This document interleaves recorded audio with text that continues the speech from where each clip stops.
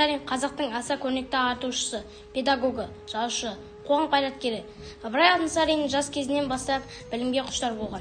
Бос уақытының бәрін кітапханада кітап оқып өткізген. Ықыласпен тоқылып, істің болар қайыры, бастасаңыз алдалап, оқымаған жүреді қараңғыны қармылып. Кел балалар оқылып, оқығанды көңілге ықыласпен тоқылып, оқысаңыз балалар сәннен шырақ жағылар, тілегенің алдыңдан ізденіп табылар. Достық деген не? Нағыз достық қандай болу керек? Бұл сұрақтардың жауабын Ыбырай Алтынсариннің «Жаман жолдас» әңгімесін оқып түсіндік.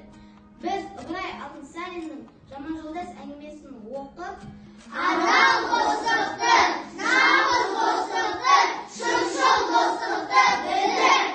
Жаман жолдастан қолыңдағы таяқ алмадық.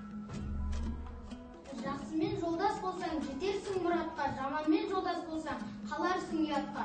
Нағыз дос жолдасына ешқашан опасыздық жасамайды. Шынайы достастар шыншыл болу керек. Қиындықта